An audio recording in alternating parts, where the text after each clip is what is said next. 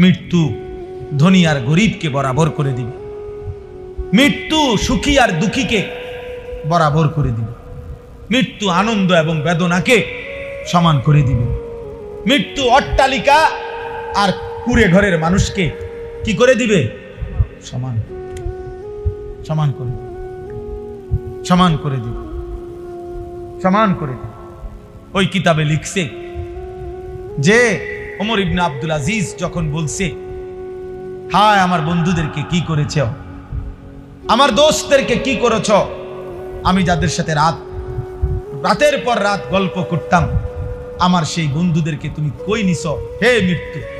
তখন লিখছে মৃত্যু যেন ওনাকে বলতেছে ফিরাইয়া, কবর যেন ওনাকে ফিরাইয়া বলতেছে, ওমর ইবনে আব্দুল আজিজ শোনো, আমি তোমার বন্ধুর চোখ তার শরীর থেকে খুলে ফেলছি, আমি তার হাতের কোনই তার দেহ থেকে আলাদা করে ফেলছি, আমি তার পাও তার শরীর থেকে আলাদা করে ফেলছি, আমি তার গোশত তার হাড্ডি থেকে আলাদা করে ফেলছি, আমি তার দেহকে রেজা রেজা করে এই মাটির সাথে মিশাই।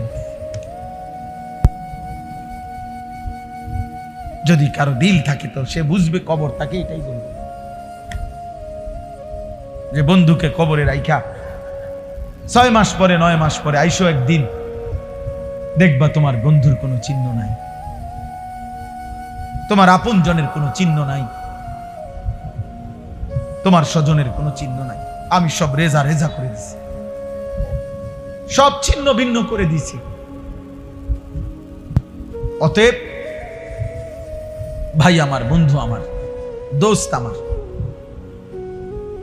আজকে আমার এটাই কথা, মৌতের স্মরণ করেন। এজন্য দোস্ত, জওয়ান কিংবা বৃদ্ধ ছেলেরা তোমাদেরকেও বলি, তালেবে ইলম তোমাদেরকেও বলি, আমাকেও বলি, এক চিরন্তন বাস্তবতা, এক অনিবার্য সত্য, এক চূড়ান্ত সত্যের নাম মৃত্যু। মৃত্যু যা থেকে পলায়ন করতে, বেঁচে থাকতে সবাই চেয়েছে, কিন্তু কেউ পারে না, কেউ পারে না। প্রতিটা হাসি, প্রতিটা কান্না, প্রতিটা দুঃখ যন্ত্রণা শেষ পর্যন্ত থামায় দিছে মৃত্যু। ওই কিতাবের মধ্যে একটা আশ্চর্য কথা আছে, সবগুলোই আশ্চর্য। ওই কিতাবে একজন বিশ্ববিখ্যাত ইসলামের ইতিহাসের খলিফা ছিলেন ওমর ইবনে আব্দুল আজিজ রাহমাতুল্লাহ আলাইহি। জগৎ বিখ্যাত ইসলামের ইতিহাসে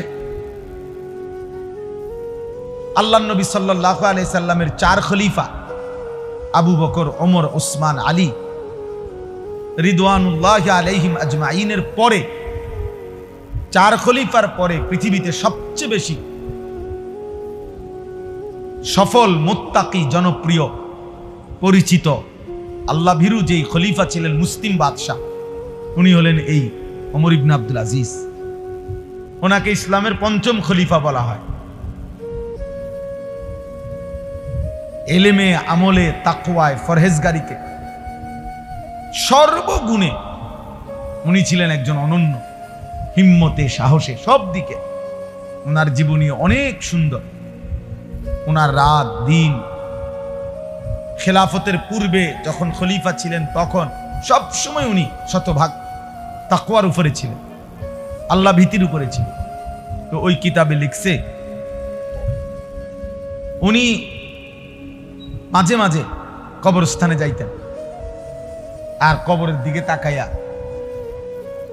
তো মৃত্যুকে স্মরণ করতেন, আর বলতেন ইয়া মাউতু। শোনেন মনোযোগ দিয়ে, উনি বলতেন ইয়া মাউতু মাযা ফাআলতা বিল আহিব্বা, হে মৃত্যু, হায় তুমি আমার আপনজনদের সাথে কি করলা।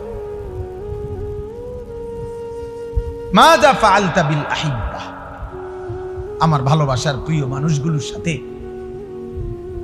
কি করলা তুমি। সবগুলো মানুষকে আমার থেকে নিয়ে গেলাম। আইনাল আহবাব, আমার বন্ধুরা কোথায়, আমার সাথীরা কোথায়।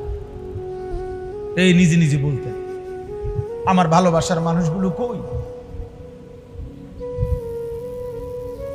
আমার আব্বা আমারে, আমার মনে আছে, হোটেলে বৈশা চামচ দিয়া দিয়ে ওই বুরিন্দা যে ছোট ছোট এগুলো খাওয়াইছে। কি পরিমাণ ভালোবাসতেন আমার বাপ। তো আমার আব্বা এখন কবরে।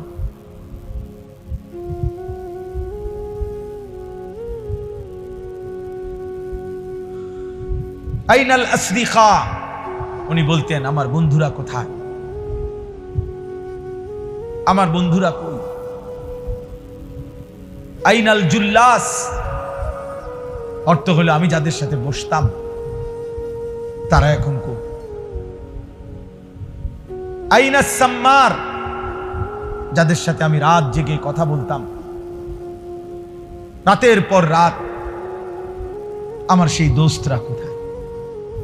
হায় কবর, হায় মৃত্যু, তুমি তাদেরকে কি করেছো বলো।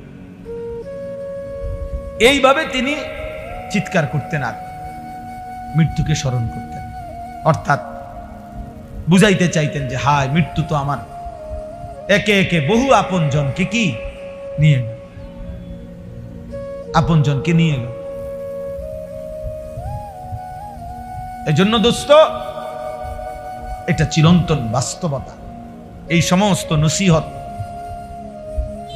এই ওয়াজ, এই উপদেশ, এই মাহফিল, শত শত হাজার হাজার ওলামায়ে কেরামের এই সমস্ত কথাবার্তা, চোখের পানি, আল্লাহ ওলিদের প্রিয় বান্দাদের, সবকিছুর মূলে মৃত্যুর প্রস্তুতি, আখিরাতের প্রস্তুতি, মৃত্যু পরবর্তী জিন্দেগির প্রস্তুতি।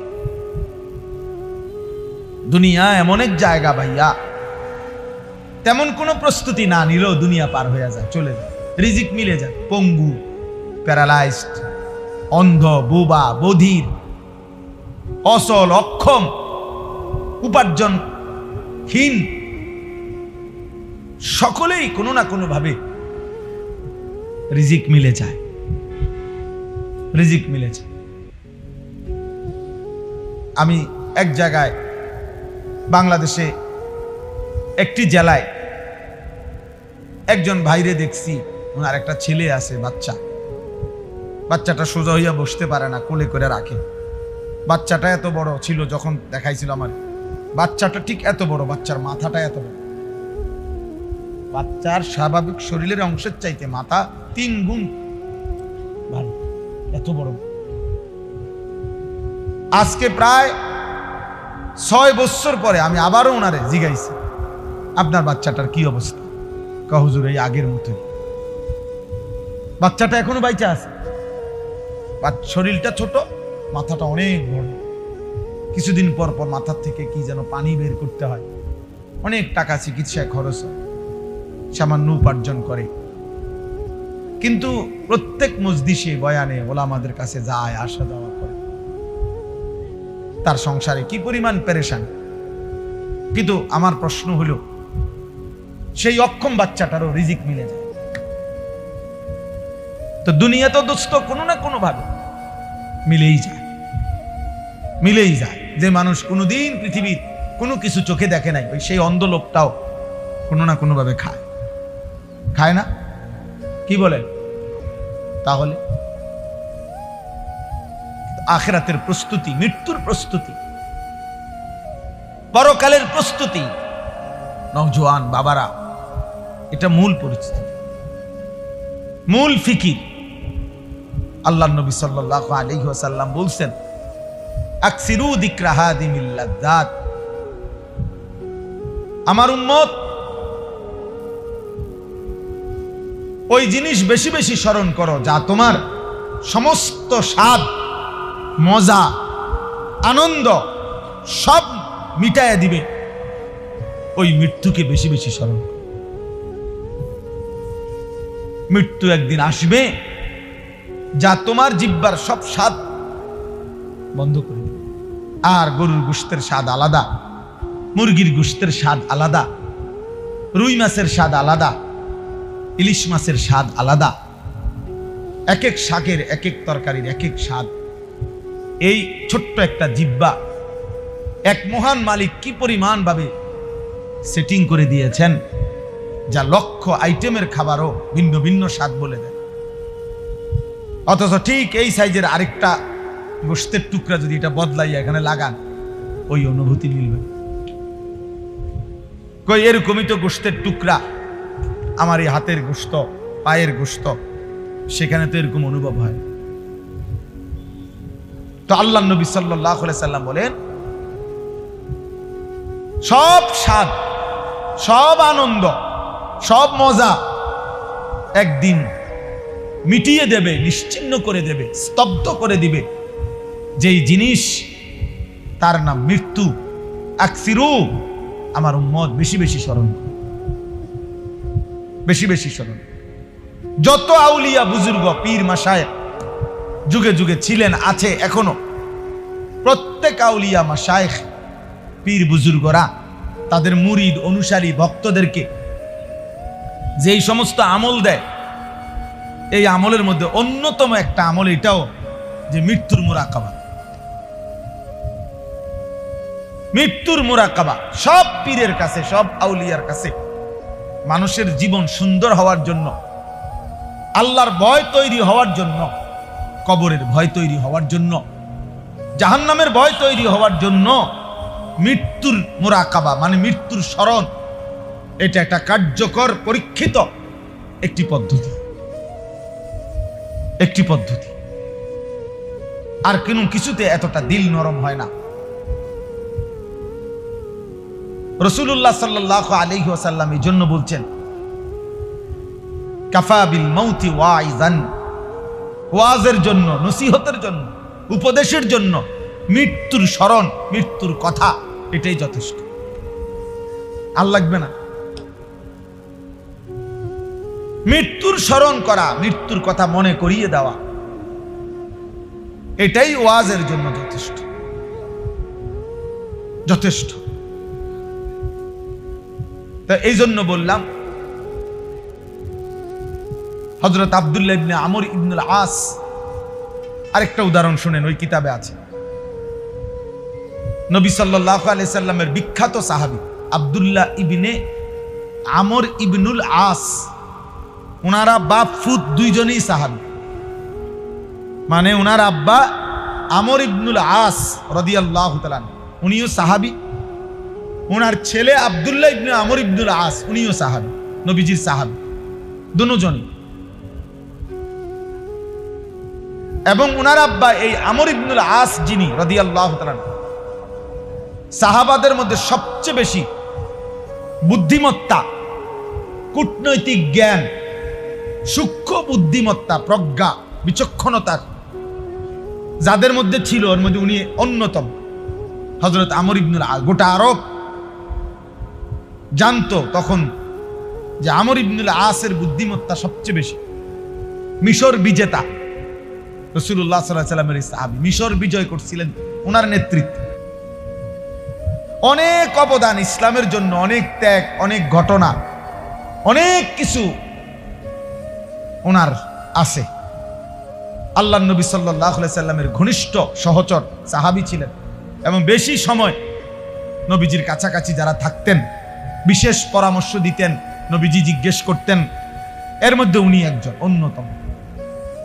পরবর্তী 4 খলিফার আমলেও তিনি ছিলেন অন্যতম একজন উপদেষ্টা, রাষ্ট্রের, মুসলিম খেলাফতের এবং প্রাদেশিক গভর্নর, প্রদেশের গভর্নর ছিলেন। এরকম অনেক বিচক্ষণ, অত্যন্ত উঁচু মাপের সাহাবী ছিলেন আমর ইবনুল আস রাদিয়াল্লাহু তাআলা। তো ওনার মৃত্যুর সময় শেষ অবস্থা মুমূর্ষ, তো মৃত্যুর মুহূর্তে লাস্ট সময় এখনো রুহু যায় নাই, তবে মৃত্যু যন্ত্রণা শুরু হয়েছে। লাস্ট টাইম ওনার ছেলে, এই কিতাবে আছে, ওনার ছেলে, ওই যে উনিও তো সাহাবী বললাম, আব্দুল্লাহ ইবনে আমর ইবনুল আস, উনি বলতেছিলেন ওনার আব্বাকে, সিফলি বিল মাউত, আব্বা মৃত্যুর যন্ত্রণা এখন কেমন লাগতেছে আপনার কাছে? আপনার এই শেষ হালাতটা আমার শেষবারের মতো বলে যান। আচ্ছা, এনে কিতা, এনে শুরুটা কি লোক? মহিউদ্দিন ভাই, ওই বেটা তোমাকে মাদ্রাসার ছাত্র কই, তাহলে বেলিম কই? এ কদ্দুর জায়গার মধ্যে এত কাবজাব কেন আমি বুঝলাম না।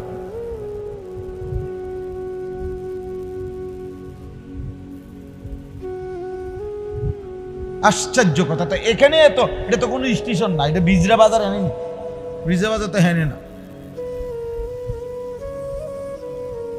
হযরত আব্দুল্লাহ ইবনে আমর ইবনুল আস বলতেছেন, আব্বা এই শেষ মুহূর্তে মৃত্যুর অবস্থা, যন্ত্রণা, সাকারাতুল মউত, আরবিতে কোরআনের ভাষায় মৃত্যু যন্ত্রণাকে বলে সাকরাতুল মউত। এইটাই আছে এই আয়াত, আমি শোনাবো আপনাদেরকে। ওয়াজাআত সাকরাতুল মউত, এই শব্দটার নাম কি বলেন? সাকরাতুল মউত, মৃত্যুর যন্ত্রণা। প্রত্যেক মানুষের, একেবারে আল্লাহর সৃষ্টির সমস্ত ইনসানের মৃত্যু যন্ত্রণা হবে। একেবারে তিনি যদি সর্বশ্রেষ্ঠ আউলিয়া হয়, সাইয়্যিদুল আউলিয়া, সাকরাতুল মউত উনারও হবে। আবার সবচেয়ে বড় পাপী উনারও হবে। আমাদের প্রিয় নবী সাল্লাল্লাহু আলাইহি সাল্লাম, উনারও সাকরাতুল মউত, এই মৃত্যুর যন্ত্রণা হয়েছে। কিন্তু ওই যে বলে কারো কাছে ঝাল মজাদার, যদিও ঝাল খাইতেছে কিন্তু চোখ দিয়া পানি পড়ে, কিন্তু হে আরো খায়। তাহলে কিন্তু ঝাল তো লাগতেছে, ঠিক কথা বুঝেন নাই? ঝাল লাগতেছে এটা ঠিক, কিন্তু ভর্তাইটা এর কাছে এত মজা লাগতেছে যে চোখ দিয়া পানি পড়ে, কিন্তু হেঁটে এখনো খায়। এরকম আর কেউ তো ঝাল দেখেই না না না না ঝাল ঝাল ঝাল ঝাল, তার কাছেও ঝাল ঝালেই। আর যে খুব মজা করে খাচ্ছে পাচ্ছে, তার কাছেও কি লাগতেছে? তাহলে সাকরাতুল মউত, মৃত্যু যন্ত্রণা হবেই হবে। সাইয়্যিদুর রাসূল আমাদের নবী সাল্লাল্লাহু আলাইহি সাল্লামেরও সাকরাতুল মউত হয়েছে, বিশুদ্ধ হাদিস, একেবারে বুখারী থেকে সব হাদিস আছে। তো ওনার আব্বা যখন এটা বললেন, উনি ওনার আব্বাকে, আব্বা আপনার এই মুহূর্তে শেষ অবস্থায় আপনার মৃত্যুর হালাত কেমন হচ্ছে, এই তখন তিনি বলছেন, আশ্চর্য উদাহরণ দিছে, ইয়া বুনাইয়া, হে আমার প্রিয় সন্তান, কাআন্না জিবালাদ দুনিয়া আলা সাদরি ওয়া ইন্নী আতানাফাসু মিন সাকবিল ইবরা। উনি বলতেছেন, হে আমার প্রিয় সন্তান, আমার মনে হচ্ছে বাবা, এই গোটা পৃথিবীতে দুনিয়াতে যত পাহাড় আছে, আল্লাহর সৃষ্টির যত পাহাড়, সবগুলো পাহাড় যেন একসাথে আমার বুকে চাপ দিয়ে আছে। কাআন্না জিবালাদ দুনিয়া আলা সাদরি, যেন দুনিয়ার সব পাহাড় আমার বুকে চাপ দিয়ে ফেলছে, চাপ দিয়ে ফেলছে। আর শুনেন, এরপরে তিনি বললেন, হে প্রিয় সন্তান, এই অবস্থায় আমি যেন ওয়া ইন্নী আতানাফাসু মিন সাকবিল ইবরা, একটা সুইয়ের ছিদ্র, সুইয়ের ছিদ্র পর্যন্ত না, সুইয়ের ছিদ্র কেন এত বড়? তাহলে একটি সুইয়ের ছিদ্র দিয়ে যেতটুকু জায়গা, আমি যেন এই এতটুকু জায়গায় নিঃশ্বাস নিতেছি। পৃথিবীর সবগুলো পাহাড় যেন আমার বুকে চাপ দিয়ে রাখছে, আর আমি যেন নিঃশ্বাস নিতেছি সুইয়ের ছিদ্র দিয়ে। হায়, উদাহরণ দিছে কেমন! অথচ তিনি জগৎ বিখ্যাত সাহাবী, জগৎ বিখ্যাত সাহাবী তিনি। এজন্য বাপ, এইমাত্র যেটা বললাম, আল্লাহর নবী সাল্লাল্লাহু আলাইহি সাল্লাম, তিনি পরিষ্কার হাদিসে আছে, নবী সাল্লাল্লাহু আলাইহি সাল্লামেরও মৃত্যুর পূর্ব মুহূর্তে আল্লাহর নবীর যখন এই সাকরাতুল মউত, মৃত্যু যন্ত্রণা শুরু হয়েছে, নবী সাল্লাল্লাহু আলাইহি সাল্লামের চেহারা মুবারক, কপাল মুবারক ঘামে ভিজে গেছে। আল্লাহর নবী সাল্লাল্লাহু আলাইহি সাল্লামের পাশে ছোট্ট পাত্রে আম্মা জান আয়েশা রাদিয়াল্লাহু তাআলা আনহা, নবীজির বিবি, এক পাত্র ছোট্ট, মনে করেন একটা বাটিতে পানি দিছেন। নবী সাল্লাল্লাহু আলাইহি সাল্লাম বারবার নিজের হাত মুবারক আঙ্গুল ভিজাইতেছিলেন পাত্রে, আর চেহারা মুবারক মুছতেছিলেন। এই ঘাম মুছতেছিলেন ওই পানি দিয়ে দিয়া। আর নবীজি তখন পড়তেছিলেন আল্লাহুম্মা আইন্নি আলা সাকারাতিল মউত। আয় মাওলা, আপনার এই বন্ধুর মৃত্যু যন্ত্রণার এই মুহূর্তে আমারে আপনি সাহায্য করেন, সাহায্য। আল্লাহুম্মা হাওয়িন আলাইয়া সাকারাতিল মউত। এরপরে শব্দ বলছে এটা, আয় আল্লাহ, আপনার বন্ধুর মৃত্যু যন্ত্রণা সহজ করে দেন। সহজ তো অবশ্যই, তিনি বন্ধু, তিনি মাহবুব, তিনি হাবিব। তাহলে ধারণা করলেই তো বুঝবে যে পৃথিবীর সবচেয়ে সহজ, সবচেয়ে হালকা যন্ত্রণাই তো হবে বন্ধুরটা। কথা বোঝেন নাই? নবী সাল্লাল্লাহু আলাইহি সাল্লামের মৃত্যু যন্ত্রণাটাই তো হবে সবচেয়ে সহজ, সবচেয়ে হালকা। এটাই তো যুক্তির কথা, স্বাভাবিক কথা। সেটার অবস্থায় যদি বন্ধুর এই অবস্থা হয়, এরপরে হাদিসে আছে, এরপরে শব্দ নবীজি বলতেছিলেন লা ইলাহা ইল্লাল্লাহ ইন্না লিল মাউতি সাকারাত। আল্লাহ আপনি ছাড়া আর কোনো ইলাহ নাই, হায় মৃত্যুর যন্ত্রণা বড় কঠিন। নবীজি ইন্না লিল মাউতি সাকারাত,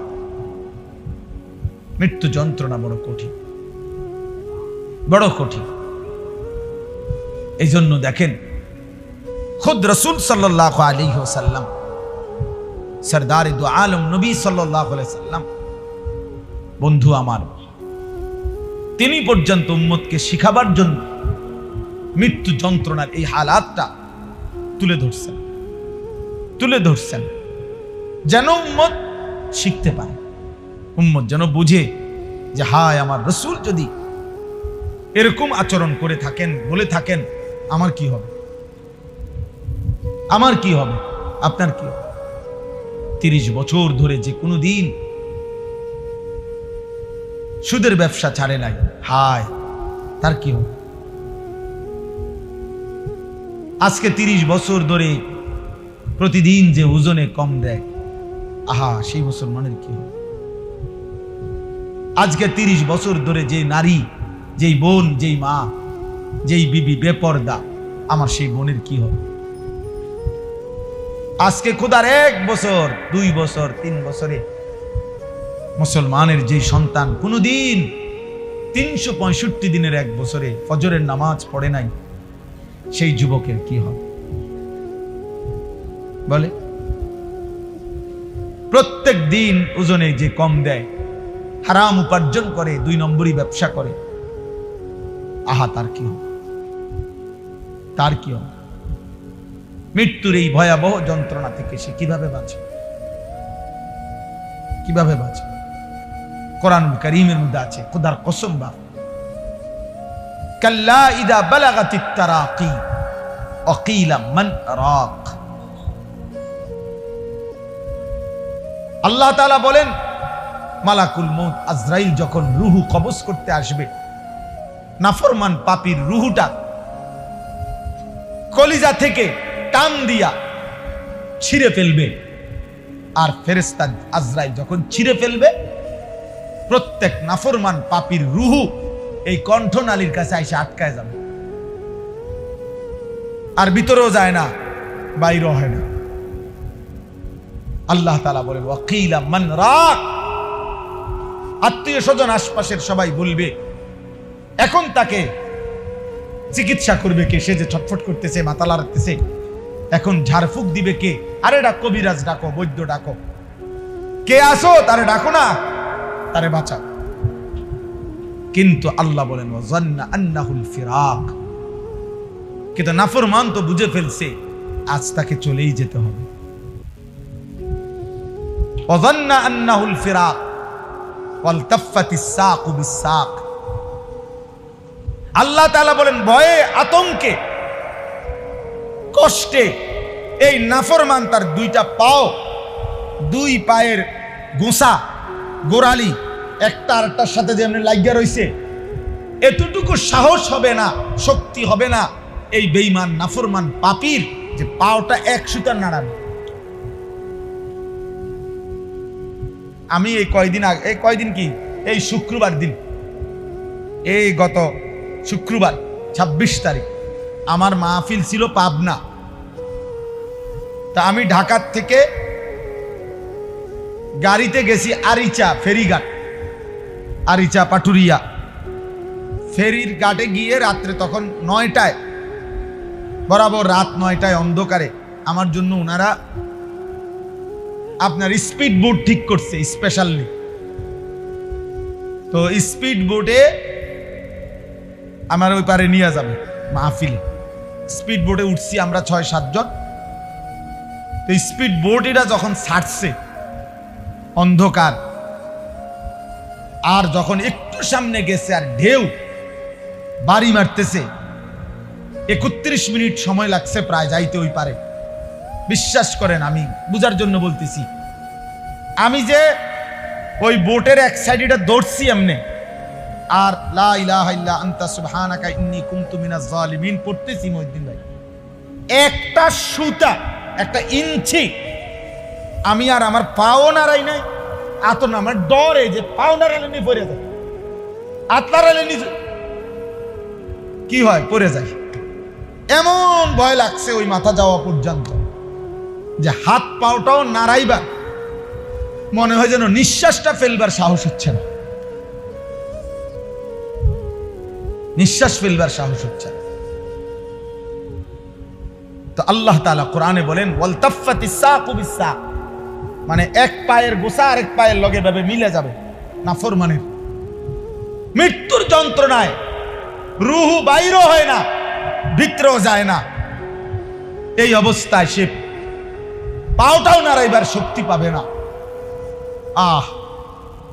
এই অবস্থায় এরপরে কোন কাগজ অথবা আরো উদাহরণ দিছে, মনে করেন কোন শিকের মধ্যে, শিক কাবাব খাইছেন যারা, শিকের মধ্যে গোশত আস্তে আস্তে একটু একটু করে দিয়া এরপরে আগুনে পোড়াইলে শিক কাবাব হয়। এই শিক কাবাবের কাবাব যেমনি টাইনা টাইনা খোলে, সিরা সিরা খোলে শিক থেকে। তো কিতাবের মধ্যে আছে মালাকুল মউত আজরাইল ওই নাফরমানের রূহটা এইভাবে টাইনা টাইনা ছিঁড়া ছিঁড়া তার এই রূহটা এখান থেকে বের করে।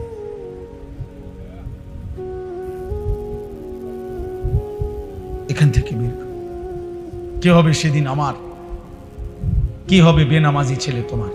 হ্যাঁ উঠাও, এই অপদার্থ ছবি উঠাও, তোমার বাপ চাচার 14 গোষ্ঠীর ছবি উঠাও, তোমার মুরব্বীরা এখানে বসা আছে তাদের ছবি উঠাও। জীবন একটাই, মোবাইল, আর কোনো কিছু নেই, আর কিছু নাই। এই কিশোর যুবক ছেলেদের বর্তমান হালাত হইল, যার একটা মোবাইল আছে, যার একটা মোটরসাইকেল আছে, যার একটা হারাম নষ্ট চরিত্রহীন কোনো মেয়ের সাথে সম্পর্ক আছে, কিছু অসৎ সমবয়সী বন্ধু আছে, আড্ডা দইন না, খালাস এই 4টা জিনিস আছে, সে 7টা মহাদেশের বাদশা। সে বাংলাদেশের না, সে হলো গোটা পৃথিবীর বাদশা। তার মোটরসাইকেল চালানি দেখলে আপনি বুঝবেন এতে বাদশা। তার পূর্বপুরুষে ছিলেন নবাব সিরাজউদ্দৌলা, তে বাদশাহ আকবরের নাতি। ব্যবসাপ দেখলেই বুঝো সে 7 মহাদেশের মালিক। তার চুলের পেখম দেখলে মনে হয় যেন তার আব্বা জাতিসংঘের মহাসচিব, তে আমেরিকার প্রেসিডেন্ট তার বাপ। তার চলাফেরা দেখলে মনে হয়, অথচ বাবার একটা একটা টাকার জন্য তার বাপের হয়তো ঘাম অঝরে পড়তেছে, অঝরে পড়তেছে। আমি নিজ চোখে দেখছি একদিন, এই কয়দিন আগে, সিমেন্টের বস্তা নামাইতেছে। আমার এই স্মৃতিটা কতবার যে আমার মনে হয়েছে, এটা একটা লোকরে দেখলাম ট্রাকের থেকে সিমেন্টের বস্তা নামাইয়া থুইতে আছে গোডাউনে। আমি অনেকক্ষণ তাকাই আছিলাম। বিশ্বাস করেন লোকটা একটা একটা বস্তা সিমেন্ট কাঁধে নেয়, পিঠটা এরকম বাঁকা হয়ে যাইতেছে, আর এটা যখন রাখে ছোট্ট একটা গামছা দিয়া বারবার এই ঘামগুলো মুছতেছে। কি পরিমাণ ঘাম তার শরীর, চেহারা, কপাল গেঞ্জিটা লুঙ্গিটা মনে যেন পানিতে ভাইসা গেছে, ভিজা গেছে। এইভাবে একটা একটা বস্তা সিমেন্ট। তো মনে করেন এক বস্তা সিমেন্ট ওইখানে রাখলে সর্বোচ্চ 60 টাকা, 5 টাকা, কোথাও 10 টাকা সর্বোচ্চ। আমি খবর নিছি 10 টাকার বেশি নাই, 60 টাকা অ্যাভেলেবেল, 5-7 টাকা। মানে এক এক বস্তায় ওই ওরে দেয় লেবার যে মিয়া গোডাউনে ফেলা রাখে নিয়া। এই বেচারা যদি 50টা বস্তা সিমেন্টের বস্তা রাখে, চিন্তা করে দেখেন তো, তাকে 50 বার কোমরটা বাঁকা করতে হয় নাই? কথা বলেন না? 50 কেজি বস্তা নিতে সম্ভব এমনে? 50টা বার তাকে কোমরটা বাঁকা করতে হয়েছে। মহিউদ্দিন ভাই এনে কি কোনো দোকান বসছি না? এনে কি সমস্যাটা কি আমি এটা বুঝি না। এনে একটা ছেলে দাঁড় করান, আপনাদের মাদ্রাসার একজনকে দাঁড় করান, যে ভাই একটু তুমি ফিসে গিয়ে কথা কোন, খেতে না মাইদানের কথা কইতে বললাম। বারবার এখানেই কথা বলতেছে কেন, আমি এটাই বুঝতেছি না। তাইলে বলেন, মানে একটা হিসাব বললাম, আরই 50 বস্তা সিমেন্টের বস্তা যদি লোকটা নামায়, এক একটা বস্তা 50 কেজির, বারবার তার কোমরটা বাঁকা হইছে, কি পরিমাণ ঘাম তার শরীর থেকে বাইয়া পড়ছে। বিনিময়ে 500 টাকা, 10 টাকা করে ধরলে সেখান থেকে বেচারা হয়তো 500 টাকার একটা নোট দিছে তারে, এটা বাঙ্গাইয়া 200টা টাকা হয়তো আপন ছেলের হাতে তুলে দিছে বাপ, তার হয়তো খরচ। তো এই 200টা টাকার মধ্যে এই বাবার কি পরিমাণ ঘাম মিশে আছে। কিন্তু নাফরমান সন্তান নামের এই জানোয়ার এই 200 টাকা মোবাইলে ঢুকাইয়া সারা রাত উলঙ্গ ছবি দেখতেছে। এটা মানুষের বাচ্চা? এটা মানুষ না জানোয়ার? আপনার কি মনে হয়? বলেন না কেন? এটা মানুষ না জানোয়ার? এই একটি টাকার পিছনে তোর বাবার কি পরিমাণ ঘাম জুটছে। তুই কামটা করলি কি? তুই কামটা করলি কি? তুমি মহিলা, তুমি জানো না তোমার স্বামী আজকে 12 বছর বিদেশে একটা একটা টাকা, একটা একটা রিয়াল জমাইবার জন্য তাকে কি পরিমাণ ঘাম জড়াইতেছে। এমন কষ্টের জমানো বিদেশের টাকা বেচারা বুকে বাইন্দা বাড়িতে পাঠাইছে। তুই বেডি বাজারে বাজারে ঘুরা ঘুরা বেপরদা, তুমি বাজারে ঘুরা ঘুরা এই টাকা অনাদরে হিসাব ছাড়া স্বামীর এই কষ্টের টাকাগুলো শেষ করে দিতেছে। আহা, হাই মহিলা, কি করল? নিজের আখেরাতটাও বরবাদ করলা, স্বামীর এই কষ্টের টাকাটাও নষ্ট করে দিল। মাল এটার দাম হইতো না 30 টাকা। হেবুডির একটা আইস দিছে, আইস দিয়ে কইছে আপা যে কোনো কারো কাছে 450 টাকা বেশি। সবার দ্বারা দাম কইয়া কি আর লাভ আসেনি? ইতান সবাই কইয়া কি আর বুঝবনি? আমনে যেহেতু বুঝের মানুষ, আমনে 50 টাকা ছাড়, 400 টাকা। এই আফার লেগে চান, আফার লেগে চান, চার দাম হইলো 5 টাকা, আপনারে ধরাই দিছে 350 টাকা। মালের দাম হইতো না 30 টাকা। ব্যাগ কলাফায় ঠিকই চা খাইয়া বেড়ার লগে কথা টথা বলে সুন্দর মাল নিয়ে আসে, মাল নিয়ে আসে। দোকানদার হিন্দু, হিন্দু যুবক, নাফরমান মহিলা মুসলমান। হায় হায়, 10 মিনিট আধা ঘন্টা লাগাইয়া দোকানদারের লগে কথা বলতেছে। হিন্দু দোকানদারে চা আনছে, তুমি মহিলা তার দোকানের চা বসে বসে খাইতেছ। তোমার ইমানের কি হালাত?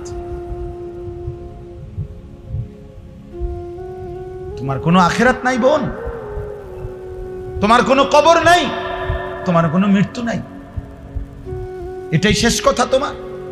তুমি আর কোনোদিন মরবা না। এই যৌবন, এই রূপ, এই শরীর, এটা নিয়েই তো তুমি অনন্তকাল থাকবা না? এই জন্য ছেলেরা আতম করে বললাম, বাবা একটা ছেলে হলো মনে রাখো, বাবা তোমার বাবার 1 ফোঁটা ঘামের দাম দিতে হবে। তোমার বাবার কষ্টের উপার্জনের এক এক ফোঁটা ঘামের মূল্য তুমি আল্লাহর কাছে হিসাব দিতে হবে। তুমি কেন অনাদরে অবহেলায় নষ্ট করবে? আল্লাহর দেওয়া প্রতি মিনিটের হিসাব দিতে হবে, প্রতি সেকেন্ডের হিসাব দিতে হবে, প্রতি শব্দের হিসাব দিতে হবে, প্রতি ঘন্টার হিসাব দিতে হবে। এক সেকেন্ড আমরা আল্লাহর আড়াল করার সুযোগ আমাদের আছে তো? কথা বলে না কেন? আল্লাহ থেকে গোপন হওয়ার আমাদের সুযোগ আছে তো? নাই। অতএব বাপ, আমার কথা চলতেছিল,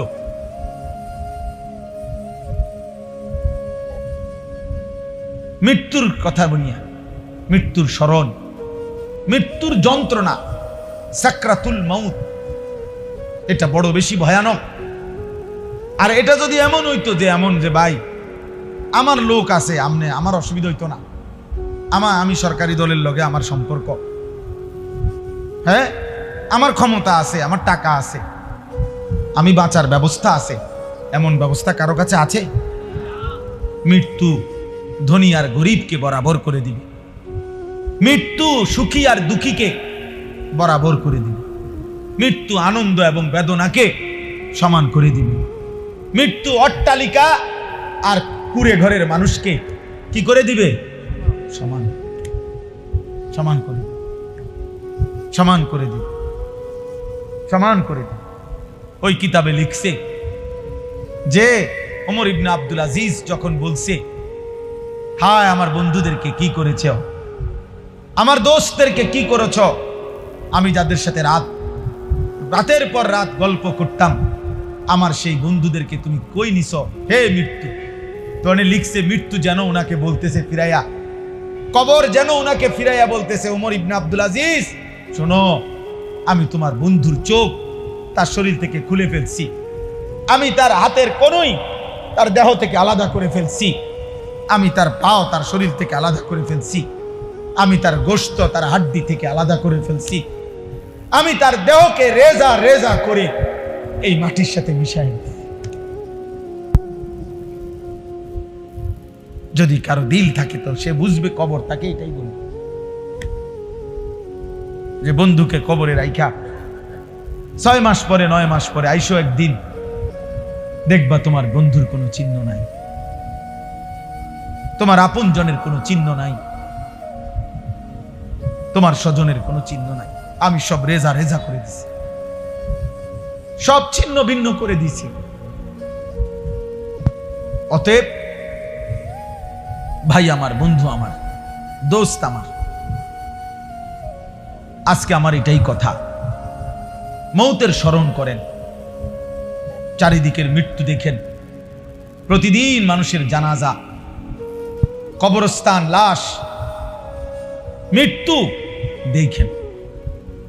আর যদি এই মৃত্যু দেখে, জানাজা দেখে, কবরস্থান দেখেও এই চলে বেরো বেটা থেকে, বেটা বাইরো, বেটা ফালতু কোথাকার। তুমি বলো না ভাই, আপনারা দেখেন না, ওরে ও কেন মোবাইল খুললো আবার? এতবার বলার পরে তুমি এই রঙেই তো তোমার জীবন যাবে, ঠিক না? পৃথিবীতে তোমার উপরে, তোমার ফ্যামিলির উপরে কোনোদিন আর আযাব গজব আসবে না, কারণ তুমি যে সারা রাত নারী দেখো, ছবি দেখো, উলঙ্গ দৃশ্য দেখো, এক ওয়াক্ত নামাজ পড়ো না, আল্লাহ নাই, হালাল হারাম বলতে কিছু নাই, এই অবস্থাতেই তো আমাদের জীবনের সুখ, শান্তি, নিরাপত্তা মিলবে তো? তাহলে আমাদের ছেলেরা কি করছে? আমাদের বাবারা কিসের পিছনে শেষ করে দিতেছে হায়াত? কিসের পিছনে দাঁড়ায় রয়েছে বুড়া মিয়া সিয়াত দিয়া, এই ইট গাঁথে বিল্ডিং এর হেবড়া বইয়া রয়েছে, কোনো একটা ইটের মধ্যে নি কোনো বালু কম হয়, সিমেন্ট নি কোনো কম।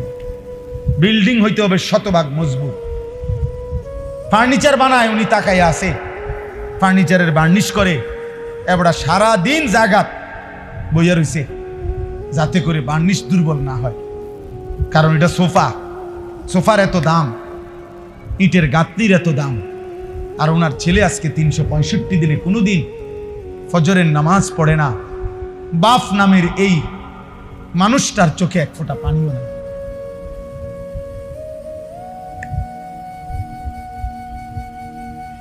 ওনার ছেলে সারা রাত মোবাইলে উলঙ্গ ছবি দেখে। ওনার ছেলের চুল দেখলে বোঝা যায় ওইটা বেঈমান। ওনার ছেলের চেহারা দেখলে বোঝা যায় ওইটা সুরত কাফেরের, মুশরিকের। এক ওয়াক্ত নামাজ নাই, সেজদা নাই, পাক নাফাকের কোনো ধার ধারে না। পেশাব কইরা কি খারাইয়া মুতে না বইয়া মুতে না হাঁটতে হাঁটতে মুতে, খবরও নাই। কিসের টয়লেট পেপার, কিসের পানি। আহা, উনি সোফা বানায়, এবারটা সোফা বানায়, এবারটা বিল্ডিং করে, এবারটা ইটের মধ্যে পানি দেয়। করেন, ঠিক আছে বাবা, ঠিক আছে, চলে, কোনো অসুবিধা নাই। সব মিলাইয়া বাত্তরকারী তো, সব মিলাইয়া দুনিয়াই তো শেষ বুঝছেন, তো ঠিক আছে, যে যেটা বুঝা শেষ করে যান দুনিয়া। আখিরাত না বুঝলেও আখিরাতে যেতে হবে, আখিরাত বুঝলেও আখিরাতে যেতে হবে কিনা বলেন। কবর না বুঝলেও কবরে, কবর বুঝলেও কি যেতে হবে। কোনো অসুবিধা নেই। আমরা চিৎকার করে যাই, আমরা বলে যাচ্ছি, আমরা বলে যাচ্ছি। এই জন্য বললাম বাবা, মুসলমানের ছেলেরা, আমরাও বুঝি। আজকে তোমরা মনে রাখো বাপ, এই বেঈমান তারা থামবে না। আমরা যদি ঘুরে না দাঁড়াই, আমরা যদি আমাদের আল্লাহর কাছে চোখের পানি না ফেলি, আমরা যদি ঈমানের দাবিতে সাহসী হুঙ্কার দিতে না পারি, তাহলে এই ইহুদি, এই বেঈমানরা থামবে না। সে পরিষ্কার ঘোষণা দিছে, ইসরায়েলের প্রধানমন্ত্রী নেতানিয়াহু পরিষ্কার বলছে যে পৃথিবী, এই কয়দিন আগে বলছে, পৃথিবীতে যার কাছে একটি বড় মোবাইল আছে, স্মার্ট মোবাইল মানে বড় মোবাইলেরই, সে পরিষ্কার বলছে, মনে রাখবেন তার কাছেই আমাদের ইসরায়েলের একটি টুকরা আছে। আপনি আমাদের সদস্য, আমাদের অংশ, বুঝছেন হিসাব? হ্যাঁ, ডাইরেক্ট তার ঘোষণা, এটা বক্তব্য দিতে সে, যার কাছে একটি বড় মোবাইল আছে।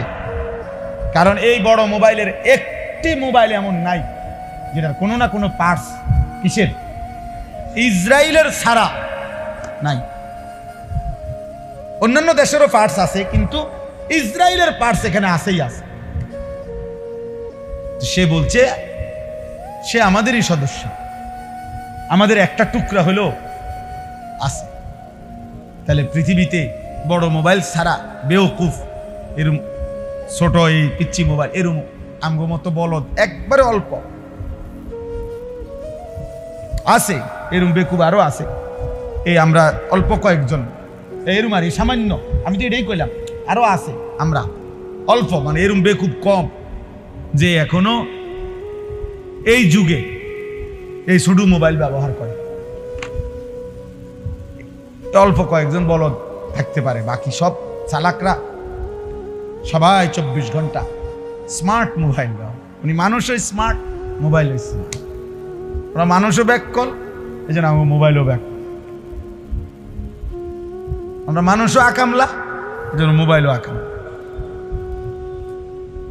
আল্লাহ আমাদেরকে হেফাজত করেন। দোস্ত, বেঈমান আমাদেরকে ছাড়বে না, বেঈমান আমাদেরকে ছাড়বে না। ইচ্ছাই হোক অনিচ্ছাই হোক, বেঈমানের ষড়যন্ত্রের মুখোমুখি, জুলুমের মুখোমুখি আমরা হতেই হবে। আর সেক্ষেত্রে যদি আমরা আমাদের প্রস্তুতি, ঈমান, আমল, আমাদের মালিকের সাথে আমাদের সম্পর্ক না থাকে, আহা, আপনি চিন্তা করে দেখেন মাকসুদ ভাই, ওদের তো দুনিয়াবি অস্ত্র ক্ষমতা অনেক আছে, আমাদের ওই পরিমাণ দুনিয়াবি অস্ত্র ক্ষমতাও নাই, আছে, কথা বলেন না। আবার আজকে 10 বছর ধরে আমগোর রবের সাথেও আমাদের মনে করেন অনেকের সম্পর্ক নাই। তাহলে আমরা নামাজও পড়ি না, হালাল হারামও মানি না, পাক নাফাকও মানি না, আমাদের ছেলেও নামাজ পড়ে না, মেয়েও পর্দা করে না, স্ত্রীও পর্দা করে না, আমরা ব্যবসাও করি সুদে কিস্তিতে, প্রতিদিন আমরা ইচ্ছা করে আসতে আসতে ওজনে কম দেই। তাহলে আমাদের আল্লাহর সাথেও আমাদের সম্পর্ক নাই, আমাদের দুনিয়াবি ওই পরিমাণ কাফের বেঈমানদের অস্ত্র ক্ষমতা প্রভাব প্রতিপত্তিও এখানে নাই। তা আমরা আছি কি আর? তা আমাদের চাইতে দুর্ভাগাকে। আজ যদি এতটুকু হইতো যে তাদের নিচে জমিনে তাদের অস্ত্র আছে, আমাদের উপরে আমাদের আল্লাহর সাথে আমাদের গভীর রাত গভীরের তাহাজ্জুদের সেজদার চোখের পানির সম্পর্ক আছে। তাইলো রবের ফয়সালা এটা, মোমেন আমার সাথে থাইকো, আমি আল্লাহ মোমেনের বিজয়ের ওয়াদা দিলাম। ওয়াকানা হাক্কান আলাইনা নাসরুল মুমিনিন। রব্বুল আলামিন বলে, ঈমান যদি পূর্ণ হয় মোমেন, সমস্ত মুমিনকে আমি আল্লাহ সাহায্য করা আমি আল্লাহর হক। আমি ওয়াদা দিলাম, আমি আছি। ওয়াদাল্লাহুল্লাযীনা আমানু ওয়া আমিলুস সালিহাতি লায়াস্তাখলিফান্নাহুম ফিল আরদ। ওয়াদাল্লাহুল্লাযীনা আমানু মিনকুম। আল্লাহ বলেন, তোমাদের মধ্য থেকে যারা পূর্ণ ঈমানওয়ালা পূর্ণ আমলওয়ালা হবে, আমি আল্লাহ ওয়াদা দিলাম। ওয়াদাল্লাহ, আল্লাহ বলেন আমার ওয়াদা, আমি ওয়াদা দিলাম বান্দা, পূর্ণ ঈমান পূর্ণ আমল পূর্ণ সেজদা আমারে যদি বুঝিয়ে দাও, লায়াস্তাখলিফান্নাহুম ফিল আরদ, আমি অবশ্যই জমিনের বাদশাহী বুঝায় দেব। বলেন বন্ধু, সাহাবায়ে কেরাম মনে করেন 10,000 সাহাবী নবীর সামনে বসছে। একটা কল্পনা করেন, এরকম নবীজি মনে করেন নসিহত করতে মসজিদে নববীর মিম্বরে বসছে। তো ধরেন নবীজির সামনে ওই মুহূর্তে, ইনসাফের সাথে ভাবেন, নবীজির সামনে মনে করেন 10,000 সাহাবী বসা। কয় হাজার? তাহলে 10,000-এর কারণে মনে করেন প্রথমে আছে কেউ, আবার একবারে লাস্টও তো আছে কেউ। মানে আমরা যেমন এনে ভাই আপনারা সামনে, তো ওই ভাইরা যে দাঁড়ায় আছে 2-1 জন, ওনারা পিছনে না। তো তাহলে এভাবে 10,000 মানুষ বসতে গেলে তো সামনেও আছে পিছনেও আছে, ডানেও আছে বামেও আছে। আপনাদের বিবেক কি বলে? কল্পনা করেন তো যে 10,000 সাহাবীর মধ্যে ফজরের নামাজ পড়ে না কয় %? হিসাবটা বুঝছিনি ভাই, বিজয়ের হিসাব বুঝতে হবে। স্লোগান আমিও দিতাম, জানি স্লোগান। আমি আলহামদুলিল্লাহ ছাত্র জীবনে স্লোগানে প্রসিদ্ধ ছিলাম। আমার স্লোগান আলহামদুলিল্লাহ, আমি স্লোগানের লাগেও আমার অনেকে নিয়ে যাইতো যে স্লোগান দিতে পারি, চল স্লোগান কাহাকে বলে, স্লোগানের সেরা ছিলাম।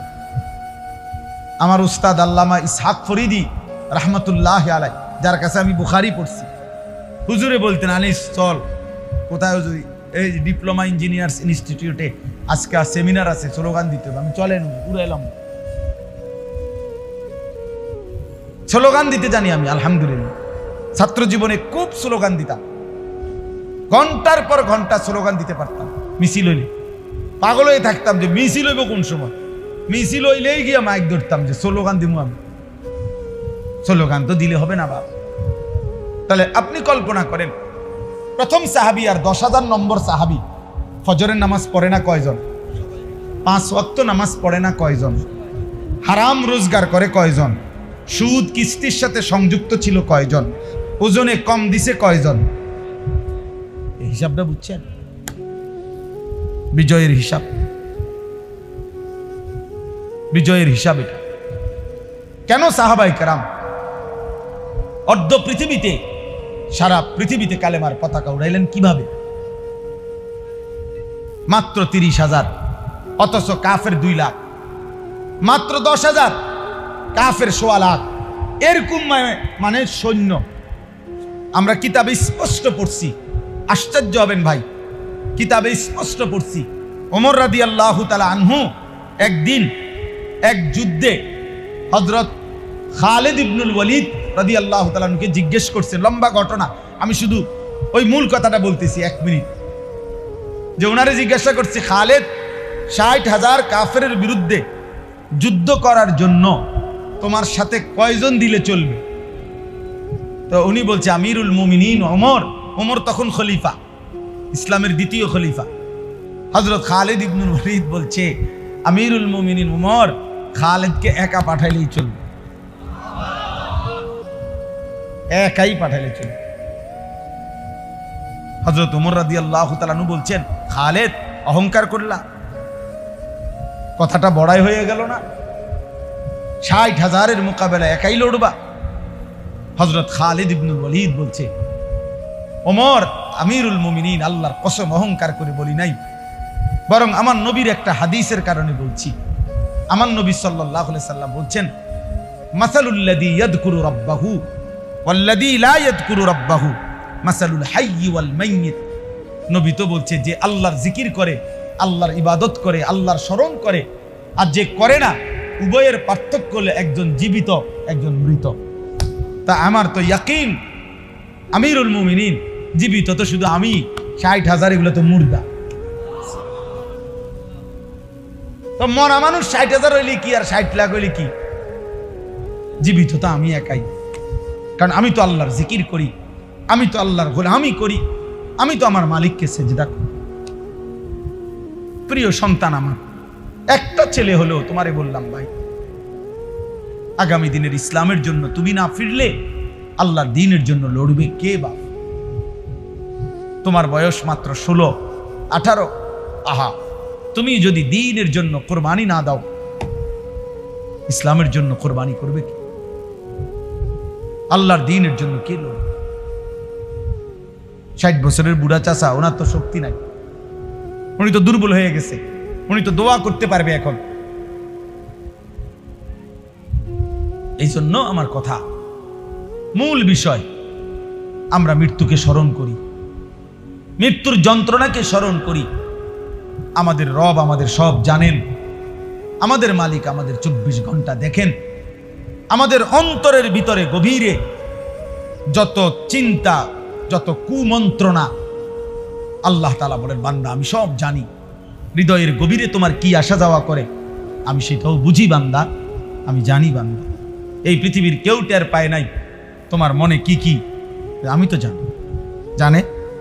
কথা বলে না? জানেন আল্লাহ? এই দেখেন, এবার তর্জমাটা শুনেন, আমার কথা শেষ।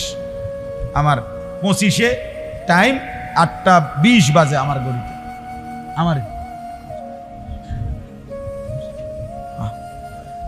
আমার জি দেখেন, এবার তর্জমাটা শুধু শোনেন। আমরা যেহেতু এখানেই নামাজ পড়ব, 5 মিনিট দেরি হইলে কোনো অসুবিধা নাই, ঠিক না বলেন? নামাজ আমরা যারা পড়মু তাদের আর 10 মিনিট দেরি হলে অসুবিধা আছে? আর যারা নামাজ পড়বে না, যারা, তো তার আর আগে হইলে কি আর পরে হইলে কি, তো নামাজে পড়তাম, বুঝেন না? তার তো কোনো টেনশনে নাই, বেচারার তো কোনো অসুবিধা নেই, হয়তো সবচেয়ে ভালো হলো, কারণ পেরেশান মুক্ত, কারণ সে তো অপদার্থই, বেনামাজি। তার আর রাত কি আর দিন কি, তার মুতলেই কি আর না মুতলেই কি, বুঝেন না কথাটা? হ্যাঁ, এজন্য বেনামাজি মনে রাখবেন, এই পৃথিবীর মধ্যে সবচেয়ে বেশি নির্লজ্জ বেহায়া কে? যার কপালে সেজদা নাই সে। এটা মনে, পৃথিবীর সবচেয়ে নিকৃষ্ট বেয়াদব কে? বেনামাজি। পৃথিবীর সবচেয়ে অসৎ কে? বেনামাজি। যার কপালে সেজদা নাই তার চাইতে নিকৃষ্ট কোন বেয়াদব, অসভ্য, অসৎ আর কেউ হইতে পারে? কেন বলে এত কঠিন কথা কইলেন কেন? কারণ হইল, এত বড় সৃষ্টি জগৎ দিয়া যে তাকে লালন পালন করে, আরে মানুষ 10 টাকার বন আর 1 কাপ চা খাবাইলে মানুষ তার প্রতি কৃতজ্ঞতা বোধ থাকে, যে বেটা আমারে গত সোমবারে 1 কাপ চা, একটা বন খাওয়াইছে। এই মুহূর্তে লোকটা ডাক দিছে, মাত্র একটা সপ্তাহ হয় নাই, এখনই কেমনি কই যাইতাম না। কথাটা বুঝেন নাই? মানুষে একটা বেলা বিস্কুটের হক আদায় করতে গিয়া 3 ঘন্টা মিছিল করে না? মানুষ 1 কাপ চা, লাল চা, চাও না, চার যাতো না, 1 কান বিস্কুট আর 1 কান বেলা বিস্কুটের হক আদায় করতে ঘন্টার পর ঘন্টা স্লোগান দেয়। 500 টাকা শেষ রাইতের ফজরের 1 টাইমের শেষ 500 টাকা, সকাল 10টায় ভোট, আর টেহারা দিছে, শেষ টাকাটা দিছে 5টায়, মাঝখানে 5 ঘন্টার ব্যবধান, যাইয়েই হেরে ভোটটা দেয়। কারণ 500 টাকা দিছে, তার একটা বিবেকে বাধে যে না রে, আরো দিছে অনেকে, কিন্তু ইডি আর কইয়া লাভ নাই ভাই, তারা দিছে আরো অন্যান্যরা, কিন্তু কেউ দিছে 100, 200, 230 40, তাও আবার ওই খাবাইয়া দাবাইয়া মিলাইয়া হয়তো আরো 50টা হইতে আরে ধরে বেটা ডাইরেক্ট 500 যে দিছে তার হক বেশি, তে শেষটি আড়া হয়ে দিছে। 500 টাকার হকের জন্য একজন অনুপযুক্ত ব্যক্তিকে ভোট দিয়ে দিল। তাহলে মানুষের ভিতরে যদি 500 টাকার কৃতজ্ঞতা এমন হয়, এত বড় কায়নাত, এত বড় সৃষ্টি দিয়ে যিনি লালন করছেন পালন করছেন, হায় নাফরমান, তার প্রতি কি পরিমাণ কৃতজ্ঞতা হওয়া উচিত। তাইলে আপনার কি মনে হয়, এত বড় সৃষ্টি জগৎ দিয়ে যিনি লালন পালন করে, সেই মালিককে যে সেজদা করে না, তার চাইতে বড় বেয়াদব আর কেউ হইতে পারে? তার চাইতে বড় গাদ্দার আর কেউ হইতে পারে? তার চাইতে বড় নিমক হারাম আর কেউ হইতে পারে? যেন বেনামাজির চাইতে বড় কোনো নিমক হারাম নেই, বেনামাজির চাইতে বড় কোনো বেয়াদব নেই। ও নিকৃষ্ট বেয়াদব, ও গাদ্দার, ও সাংঘাতিক গাদ্দার। বলেন নাউজুবিল্লাহ, বলেন নাউজুবিল্লাহ। আচ্ছা, আর অল্প একটু ফ্যানের বাতাস যাই হইছে চলেন। এই জন্য দেখেন আল্লাহ তাআলা বলেন, আমি শুধু তর্জমা বলি, কোরআনুল কারীমের 26 নম্বর পারা 50 নম্বর সূরা, সূরায়ে কাফ। এই সূরার আপনার তেলাওয়াত করেছি 16 নম্বর আয়াত থেকে আমি আপনাদের সামনে 22 নম্বর আয়াত পর্যন্ত তেলাওয়াত করছি। তাহলে কয়টা আয়াত হবে? 16, 17, 18, 19, 20, 21, 22, 7টা আয়াত, মানে 16 নম্বর সহ। তো আল্লাহ তাআলা বলেন, ওয়ালাকাদ খালাকনাল ইনসানা, আমি আল্লাহই অবশ্যই মানুষকে সৃষ্টি করেছি, ঠিক তো?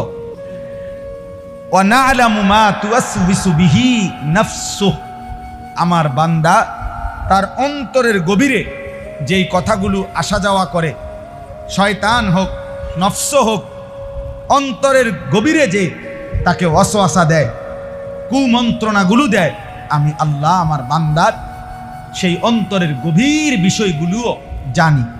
জানে তো? আল্লাহ বোঝে তো? আচ্ছা। ওয়া নাহনু আকরাবু ইলাইহি মিন হাবিলিল ওয়ারিদ, আল্লাহ বলে, বান্দা, মানুষের দেহের মধ্যে ভিতরে এমন কিছু রগ আছে, যেই রগগুলো রক্ত সারা দেহে সার্কুলেশন হয়, মানে সারা দেহে রক্ত পৌঁছে, এমন কিছু নির্দিষ্ট কি আছে? রগ আছে। এই ঘাড়ের মধ্যেও এমন রগ আছে, এই পাশে যেখান থেকে সারা দেহে রক্ত কি হয়, একটা পাইপের মতো, একটা তারের মতো হয়। এখানের এই রগ ছিঁড়ে গেলে আপনার ওই মানুষটা মৃত্যু হবে, কারণ পুরা শরীরের রক্তের সমস্ত ধারাটা কি হয়ে যাবে? ছিন্ন হয়ে যাবে, কিছুক্ষণের মধ্যেই তার কি হয়ে যাবে? মৃত্যু। আল্লাহ তাআলা বলেন, যেই রগগুলোর রক্ত সঞ্চালন হয়, যেগুলো তোমার দেহের মধ্যে আছে, আমি আল্লাহ তোমার বিষয় আদি জানার ক্ষেত্রে, তোমাকে দেখার ক্ষেত্রে, আমি আল্লাহ তাআলা তোমার ওই রগগুলো যেগুলো তোমার দেহে বিরাজমান, আমি আল্লাহ তোমার তার চাইতেও বেশি কাছে, নিকটে, আমি তার চাইতেও বেশি কাছে থেকে তোমাকে দেখি, আছি, সামনেই আছি। আমি সামনে, আল্লাহ কোথায়? আমার দেহের, সারা দেহের যে রগ ওয়ারিদ, আমি আল্লাহ তার চাইতে কাছে। তাইলে আল্লাহ তাআলা নিজের ব্যাপারে 3টা কথা বলছেন। 1, আমি তোমাকে সৃষ্টি করেছি, কথা বলে না। 2, অন্তরের গভীরে যেটা আমি সেটা জানি। 3, আমি তোমার একদম সাথে, একদম সাথে, একদম সাথে। আল্লাহ কদ্দুর সাথে? একদম সাথে, একদম কাছে। আল্লাহ আমার অস্তিত্বেরও কাছে কে? এই 3টা। এরপরে দেখেন আল্লাহ বলে, শুধু আমি না, আমার আরো ব্যবস্থাপনা আছে তোমার সাথে। এবার শোনো, তোমার লগে আমার আর কি কি ব্যবস্থাপনা। ইয ইয়াতালাক্কাল মুতালাক্কিয়ানি আনিল ইয়ামিনি ওয়া আনিশ শিমালি কাঈদ, আল্লাহ বলেন 24 ঘন্টা আমি আল্লাহর পক্ষ থেকে তোমার 2 পাশে, ডানে এবং বামে আমার ফেরেশতা তোমার পাশে আছে। আছে? কে কোথায় আছে? ডানে এবং কি এই দুই ফেরেশতা তোমার জিন্দেগীর সব কিছু লিখতেছে, সংরক্ষণ করতেছে। ফেরেশতা লেখে না কখন? ফেরেশতা ঘুমায় কখন? কথা বলে না। ফেরেশতা ঘুমায় না। কোরআন শরীফ আল্লাহ বলছে 1 সেকেন্ডের জন্য আল্লাহর কোনো আদেশ তারা লঙ্ঘন করে না, সিস্টেমে নাই তার। এই ফ্যান, এই যে এটা ঘুরতেছে, বিদ্যুৎ না গেলে অথবা আমরা সুইচ বন্ধ না করলে এটা নিজে নিজে 40 মিনিট পর, আধা ঘন্টা পর নিজে একটু জিরানের লাগিয়া বন্ধ হইবার সিস্টেম আসেনি কেন? সিস্টেমে নাই এটার ভিতরে। ফেরেশতা এরকম অপসরের কোনো সিস্টেমে নাই। ফেরেশতা 24 ঘন্টা লিখছে। এরপরে আল্লাহ বলেন চারটা হইল। আল্লাহ নিজের ব্যাপারে বলছে কয়টা? আর ফেরেশতাদের এই ডানে বামে এই 4 নম্বর ব্যবস্থাপনা। 5 মা ইয়ালফিজু মিন কাউলিন ইল্লা লাদাইহি রাকিবুন আতীদ। আল্লাহ বলে বান্দা এই জবান দিয়া, জিহ্বা দিয়া যাই বলো না কেন, যখন যা উচ্চারণ করো না কেন, আমি আল্লাহ আলাদা সদা তৎপর, আমি প্রহরী ফেরেশতা আলাদা আরেকজন রাখছি।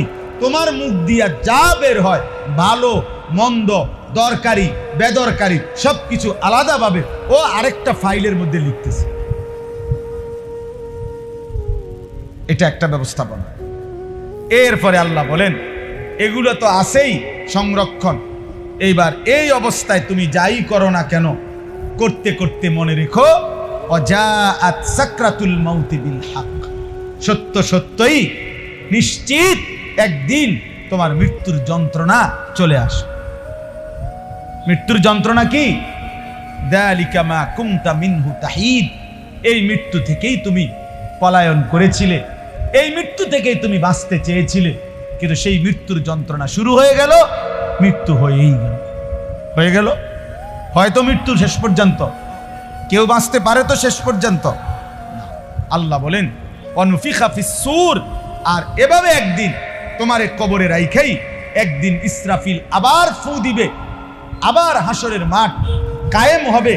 আর যালিকা ইয়াউমুল ওয়াঈদ, সেই হাসরের মাঠ আখিরাত হবে বড় বেশি ভয়ের দিন, বড় বেশি ভয়ের দিন। আল্লাহ তাআলা বলেন ওয়াজাআত কুল্লু নাফসিম মাআহা সাইকুম ওয়া শাহীদ। এই তোমার ডানে বামে যেই দুইজন ফেরেশতা ছিল হাসরের দিন, ওনারাই তোমারে নিয়ে আসবে, হাসরের মাঠে। একজন পিছনে থাইকা তোমারে বলবে আগে বাড়ো, উনি হলেন সায়েক, চালক, উনি যিনি তোমারে আগাইতে হাঁটাইতে হাসরের মাঠে আনবে। আর একজন ওয়া শাহীদ, আরেকজন হবে তোমার পুরা জিন্দেগীর আমলনামা হাতে নিয়ে, ওনার হাতে থাকবে, উনি এটা নিয়েই তোমারে মাবুদ আল্লাহর সামনে হাসরের ময়দানে নিয়া আল্লাহর সামনে তোমার জিন্দেগীর ভালো মন্দের সাক্ষ্য দেবে। আল্লাহ বলেন লাকাদ কুনতা ফি গাফলাতিম মিন হাদা। আমার বান্দা এই মৃত্যু থেকেই তুমি, এই আখিরাত থেকেই তুমি বড় বেশি গাফেল ছিলে, অমনোযোগী ছিলে। তোমার বেনামাজি জিন্দেগি, হারাম রোজগার, তোমার নাচ গান নর্তকী দেখা, নারী দেখা, ছবি দেখা, উলঙ্গ দৃশ্য দেখা, বেপর্দা বেহায়াপনা দেখে মনেই হচ্ছিল তুমি মৃত্যু থেকে গাফেল, বেখবর। আল্লাহ বলেন আজকে ফাকাশাফনা আনকা গিতাআকা ফাবাসারুকাল ইয়াউমা হাদীদ। আজকে আমি আল্লাহ দুনিয়ার এই চক্ষু তোমার বন্ধ করে দিলাম, ঢেকে দিলাম। এবার ফাবাসারুকাল ইয়াউমা হাদীদ। এবার মনে রেখো চোখ বন্ধ হয়ে গেছে, আর কিছু দেখবা না মৃত্যু হওয়াতে। না, দুনিয়ায় তুমি ঘুমের টাইমে হয়তো অথবা চলার পথে হয়তো চোখ বন্ধ করলে আর কিছু দেখো না। আল্লাহ তাআলা বলে না বান্দা, মৃত্যু নামের যখন আসবে তখন যেই চোখটা বন্ধ হবে, এই চোখটা বন্ধ হইলে কবর থেকে নিয়ে একেবারে আখিরাত পর্যন্ত তুমি আগের চাইতে লক্ষ কোটি গুণ স্পষ্ট, সূক্ষ্মভাবে, পরিপূর্ণভাবে ওইটা পুরা দেখতে পাবে। অর্থাৎ মূলত চোখ বন্ধ হয় নাই, চোখ খুলে গেছে। মূলত চোখ কি হয় নাই? মূলত দুনিয়ার এই অংশ থেকে আল্লাহ তোমার চোখ বন্ধ করায় দিছে, ওই অংশ খুলে দিছে। এই জন্য মানুষ হাদিসে আছে নেককার হইলে কবরের থেকেই সচক্ষে জান্নাত দেখবে, নাফরমান হলে কবর থেকেই সচক্ষে সে জাহান্নাম দেখবে। তো জাহান্নাম আর জান্নাত তার কবরের ভিতরে, কথা বলেন না কেন? তাহলে যত দূরেই হোক তার এই চোখ দেখবে, যত দূরেই হোক তার এই চোখ দেখবে। এই জন্য আমার কথা শেষ, আমার বাপ, আমার ভাই, আমার বন্ধু, দয়া করে ফিরতে শিখেন। কষ্ট দিলাম অনেকক্ষণ, আপনাদের কাছে অনুরোধ, উঠেন না কেউ, আমার আর একটু কথা আছে। জি, জরুরত থাকলে যান, অসুবিধা নেই।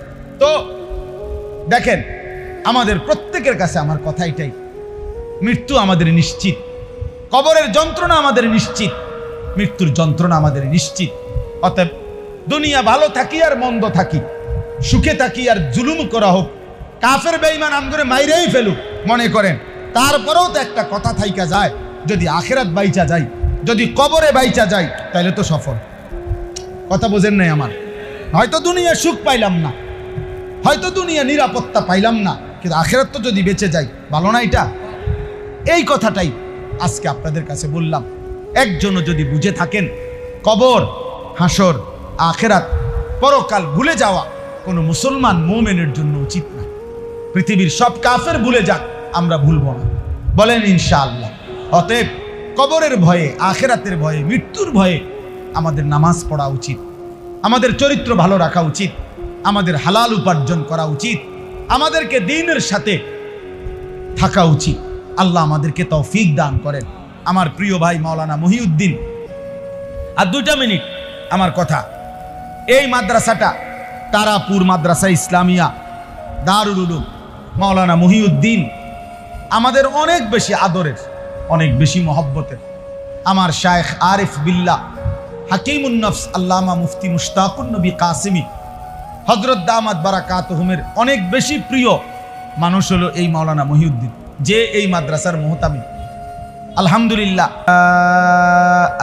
সাকরাতুল মাউতি বিল হক যালিকা মা কুনতা মিনহু তাহিদ।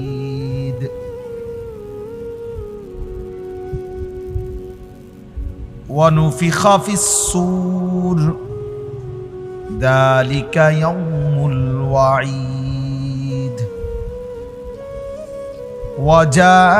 وجاءت كل نفس معها سائق وشهيد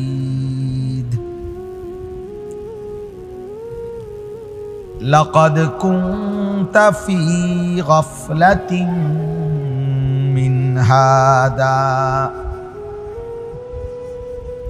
فكشفنا عنك غطاءك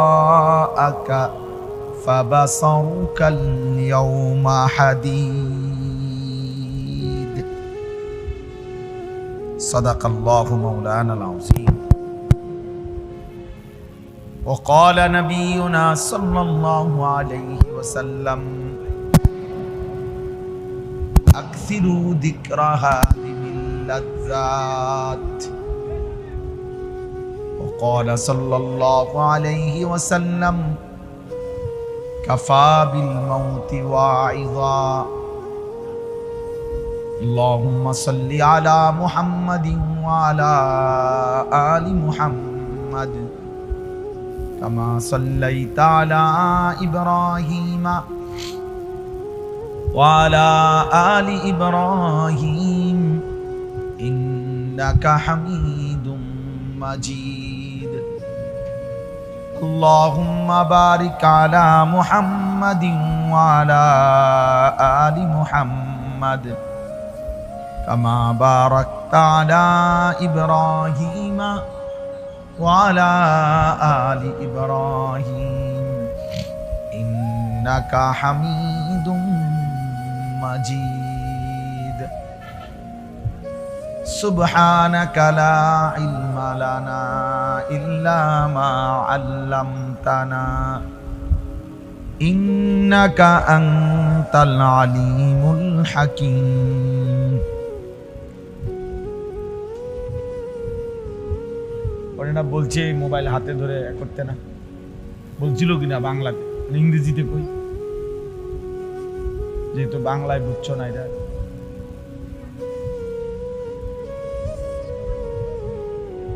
আলহামদুলিল্লাহ,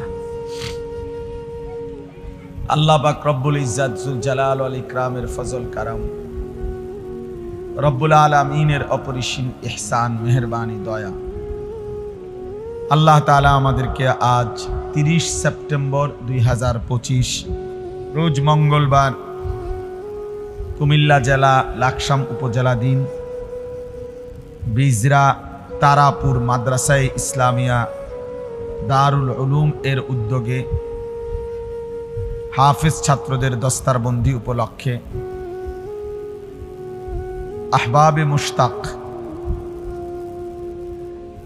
এর পক্ষ থেকে আজকের এই ইসলাহি সম্মেলনে আল্লাহ তাআলা আমাদেরকে আসবার বসবার আল্লাহর জন্যই জমা হওয়ার তৌফিক দান করেছেন। আলহামদুলিল্লাহ।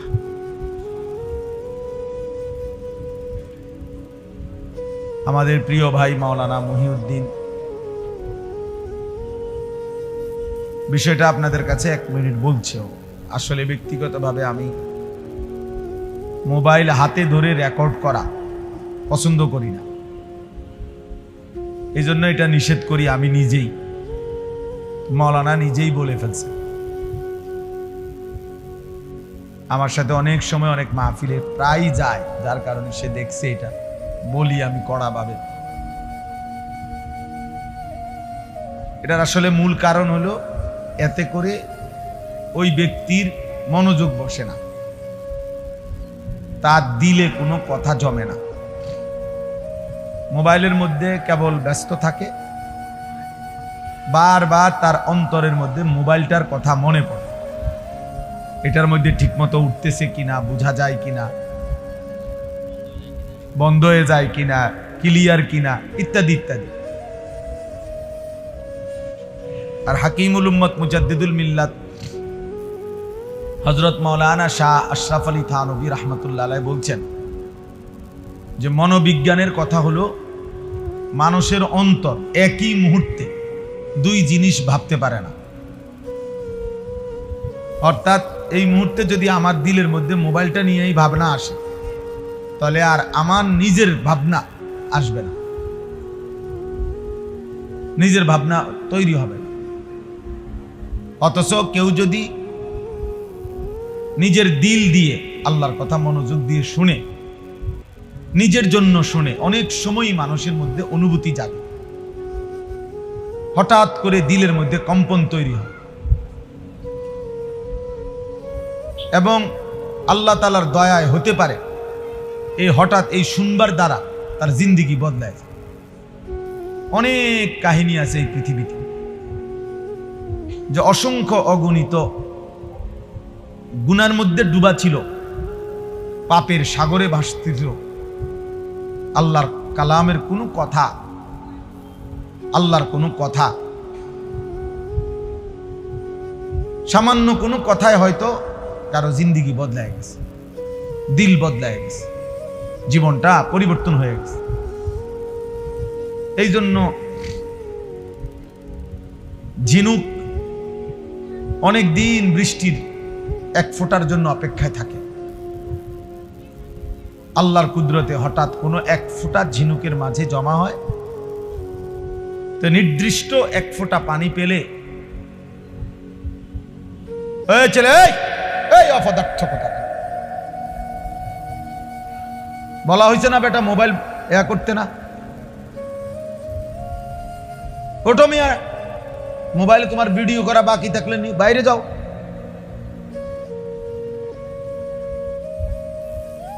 খাম খেয়ালি কোথাকার।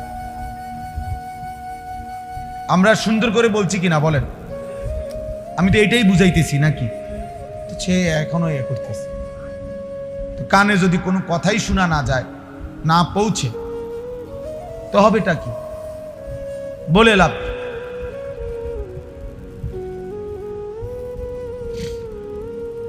তো এই 1 ফোঁটা পানির জন্য ঝিনুক অনেক দিন অপেক্ষা করে। আল্লাহর কুদরতে নির্দিষ্ট ফোঁটা পানি যখন পড়ে, ঝিনুক বন্ধ হয়ে যায়। এবং নির্দিষ্ট সময় পরে ওই ফোঁটা পানি থেকেই মণিমুক্তা তৈরি হয়। এই জন্য আল্লাহ তাআলার দয়ায় বান্দা অনেক সময় সামান্য কথায়, অল্প কথায় গুনাহ ছেড়ে দেয়, জিন্দেগি বদলায় ফেলে। এই জন্য আল্লাহর দয়ায় কোরআনুল কারীমে আল্লাহ তাআলা বারবার এটা বলছেন যে আমার কথা মনোযোগ দিয়ে শোনো, ফাসতামি' লিমা ইউহা। আল্লাহ মুসা নবীকে বলছে, বন্ধু মুসা, আপনাকে আমি এখন যেই ওহী নাজিল করছি মুসা, সেটা তুমি মনোযোগ দিয়ে শোনো। চারিদিকের মৃত্যু দেখেন, প্রতিদিন মানুষের জানাজা, কবরস্থান, লাশ, মৃত্যু দেখেন। অথচ কেউ যদি নিজের দিল দিয়ে আল্লাহর কথা মনোযোগ দিয়ে শুনে, নিজের জন্য শুনে, অনেক সময় মানুষের মধ্যে অনুভূতি জাগে, হঠাৎ করে দিলের মধ্যে কম্পন তৈরি হয় এবং আল্লাহ তাআলার দয়ায় হতে পারে এই হঠাৎ এই শুনবার দ্বারা তার জিন্দেগি বদলায় যায়। অনেক কাহিনী আছে এই পৃথিবীতে, যে অসংখ্য অগণিত গুনার মধ্যে ডুবা ছিল, পাপের সাগরে ভাসছিল, আল্লাহর কালামের কোনো কথা, আল্লাহর কোনো কথা, সামান্য কোনো কথায় হয়তো কারো জিন্দেগি বদলায় গেছে, দিল বদলায় গেছে, জীবনটা পরিবর্তন হয়ে গেছে। এই জন্য ঝিনুক অনেক দিন বৃষ্টির এক ফোঁটার জন্য অপেক্ষায় থাকে। আল্লাহর কুদরতে হঠাৎ কোনো এক ফোঁটা ঝিনুকের মাঝে জমা হয়, তো নির্দিষ্ট এক ফোঁটা পানি পেলে অপদার্থ কথা বলা হয়েছে না, বেটা মোবাইল করতে না,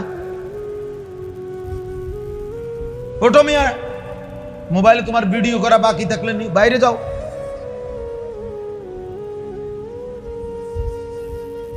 খাম খেয়ালি কোথাকার। আমরা সুন্দর করে বলছি কিনা বলেন? আমি তো এটাই বুঝাইতেছি নাকি? সে এখনো করতেছে। তো কানে যদি কোনো কথাই শোনা না যায়, না পৌঁছে, তো হবেটা কি? বলে লাভ।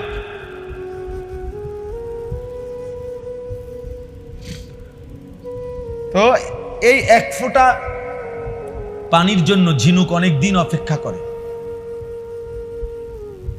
আল্লাহর কুদরতে নির্দিষ্ট ফোঁটা পানি যখন পড়ে, ঝিনুক বন্ধ হয়ে যায় এবং নির্দিষ্ট সময় পরে ওই ফোঁটা পানি থেকেই মণিমুক্তা তৈরি হয়। এই জন্য আল্লাহ তাআলার দয়ায় বান্দা অনেক সময় সামান্য কথায়, অল্প কথায় গুনাহ ছেড়ে দেয়, জিন্দেগি বদলায় ফেলে। এই জন্য আল্লাহর দয়ায় কোরআনুল কারীমে আল্লাহ তাআলা বারবার এটা বলছেন যে আমার কথা মনোযোগ দিয়ে শোনো, ফাসতামি' লিমা ইউহা। আল্লাহ মুসা নবীকে বলছে, বন্ধু মুসা, আপনাকে আমি এখন যেই ওহী নাজিল করছি মুসা, সেটা তুমি মনোযোগ দিয়ে শোনো। কোরআনুল কারীমে আল্লাহ তাআলা বলছে, ওয়া ইযা কুরিআল কুরআনু ফাসতামিউ লাহু ওয়া আনসিতু। আমার বান্দা, যখনই তোমার সামনে কোরআন পড়া হয়, তুমি তা মনোযোগ দিয়ে শোনো এবং চুপ থাকো। আল্লাহ বলেন, লাআল্লাকুম তুরহামুন। শ্রোতা আসছে, তাহলে অবশ্যই তোমার উপরে রহমত বর্ষিত হবে। এই যে আল্লাহ বলছে, তুমি চুপ থাকলে, তুমি মনোযোগ দিয়ে শুনলে, আমি আল্লাহ তোমার উপরে রহমত বর্ষণ করব। আর তাফসীরের মধ্যে আছে রহমত বর্ষণ মানে কি? রহমত বর্ষণ মানে হলো আল্লাহ তাআলা এই কথাগুলোর উপরে তোমাকে আমল করার তৌফিক দান করে। এই জন্য মনোযোগ, আমি এই বিষয়টা বেশি কঠোর। একেবারে আমার আপনি শত শত ওয়াজ শুনে দেখেন, আমি এটা কোনো সময় ছাড় দেই না। সবাই জানে এখন, সদর বদর মানুষের আমি বলতে রাজি না, ও বুট খাইবেন, আপনি বাদাম খাবেন, বন খাইবেন, আর আমি ওয়াজ করুন না, এত ব্যাক কলাম আপনি সরেন থেকে, আপনার বুট আপনি আলগা জায়গায় গিয়ে খান। আমার এত শ্রোতা দিয়ে আমি করব কি? বুঝেন না কথা? আমার তো এটা নির্বাচনী জনসভা না, আমি তো কোনো প্রার্থী না, আমার কোনো মার্কা নাই। তো কাজেই আমার উপস্থিতি কম হইলেও আমার সমস্যা নাই, বেশি হইলেও সমস্যা, আমি তো ভোটের জন্য আসিনি। এটা নির্বাচনী জনসভা এখন, কথা বলেন না কেন? তাইলে আমার ভোট দরকার। যদি এটা হইতো যে আমার ভোট দরকার, এবারে এইতে খারাইয়া মুতে না বইয়া মুতে, আমার এত কিছু দরকার কি? আমার ভোট দরকার, আমার দরকার ভোট না। আমি এটা ভাবি না, আমরা এটা ভাবি না। অতএব একজনের জন্য আল্লাহর কথা যে পরিমাণ গুরুত্বপূর্ণ, 1 লক্ষের জন্য সেই পরিমাণ গুরুত্বপূর্ণ। হোক একজন, সমান গুরুত্ব, সমান গুরুত্ব। উল্টা গ্লাসে 1000 বছর পানি ঢাললো সেই গ্লাস কোনোদিন পূর্ণ হবে না। যে গ্লাস উল্টানো, যেই বালতি উল্টানো, যেই জগ উল্টানো, তো সেই জগ বালতি গ্লাসে যদি আটলান্টিক মহাসাগরের পানিও যদি কি করা হয়, ফেলা হয়, তাহলে কি গ্লাস ফুটবে কোনোদিন? তাহলে উল্টা গ্লাসে কি পড়ে না? গ্লাস পড়ে না, পানি দিলে লাভ হয় না। এই জন্য গাফেল মানুষ, অমনোযোগী, সে শুনেই না, কথাটা শুনতেই চাচ্ছে না। তাকে আপনি 1000 বছর বললেও সে তো গ্লাস উল্টায় রাখছে, সে তো বালতি উল্টায় রাখছে। তার পরিবর্তন কিভাবে হবে? তার কলিজায় যাবে কিভাবে? এজন্য খুব জরুরি এটা বিষয়। সব সময় আল্লাহর কথা মনোযোগী হবে, আল্লাহ তাআলা তখন আমলের তৌফিক দিবেন। এটা বহুতই গুরুত্বপূর্ণ বিষয়। যার মধ্যে মনোযোগ নাই, গাফেল, ওর পরিবর্তন হয় না। পরিবর্তন 60 বছর হয়ে গেছে, এই যে এই ডকের এই ডক। একজন মুসলমান 60 বছর পার হওয়ার পর তার চলনে বলনে, আচরণে, উচ্চারণে বাইজিদ বুস্তামি হয়ে যাওয়ার কথা, জুনায়েদ বাগদাদি হয়ে যাওয়ার কথা। কেন? এই চাচা আজকে 60 বছরে, না হয়তো আজকে 40 বছর কমপক্ষে জুমার নামাজের বয়ান শুনে সামনের কাতারে বসা। তাইলে 40 বছরে উনি কি পরিমাণ আল্লাহর কথা শুনছে? শুধু শুক্রবারের বয়ানটা খেয়াল করেন, 1 বছরে মোট 52টা জুমা, 52টা জুমা। তাহলে 52 বার সে আল্লাহর কথা শুনছে। প্রত্যেক জুমায় যদি 1 ঘন্টা বয়ান হয়, তাহলে 52 সপ্তাহ, এভাবে 40 বছর। এরপরেও ওমা চাচা স্বাভাবিকভাবে বিড়ি খায়, সিগারেট খায়, আগের মতোই চা দোকানে প্রত্যেক দিন টেলিভিশন দেখে, নাচ গান দেখে, নাটক সিনেমা দেখে, নর্তকীর ছবি দেখে। তাহলে এটা কি ধরনের বুড়া বলেন? এই বুড়ারে কি ধরনের বুড়া হইল এটা? এখনো প্রত্যেক দিন 60 বছর হয়ে গেছে, কথা কইলেই গালি দেয়, আগ করলে গালি ছাড়া কথা কইতে পারে না। এরম অসভ্য মানুষ 60 বছরও যার আখলাক বদলায় নাই, এটা কি ধরনের মানুষ বলে? এখনো সুদ লয়, এখনো কিস্তি নেয়। তাহলে সে গুনাহ ছাড়বে কখন? উনি বুঝবে কখন? ওই চাচা বুঝবে কখন? বুঝা গেল এই 60 বছর ধরে কাফের, কোনদিনও মূলত আল্লাহর কথা দিল দিয়া শুনে নাই, এটারে কোনো পাত্তাই দেয় না, এটা কোনো বিষয়ই মনে করে। ওনার ফুট বিদেশ, উনি কিন্তু এই সমস্ত হুজুরের চিন্তা করে ওনার 3 ফুট বিদেশ, ওনার বাইত আল্লাহর রহমতে বিল্ডিং হয়ে গেছে, 3 বেলা খানা ঠিক আছে, এর অতিরিক্ত আবার নাস্তা, আবার চা দোয়ানে, বুট, পেঁয়াজ, আলু চপ, আবার রাত্রে বিরাতে, সকাল দুপুর আপেল মালটা। তাহলে আল্লাহর রহমতে খানা সুন্দর, ঘুমও যায় আরামে, জি ফুত নাই নাতকুর যার মতো চলতেছে। কেউ আল্লাহ চিনুক বা না চিনুক, কেউ নামাজ পড়ুক বা না পড়ুক, পর্দা করুক বা না করুক, কেউ ফজরের নামাজ পড়ুক না পড়ুক, চাচায় মাতেও না, লড়েও না, ওটা আপনার খানা, ওটা তো আপেল মালটা আনা দরকার।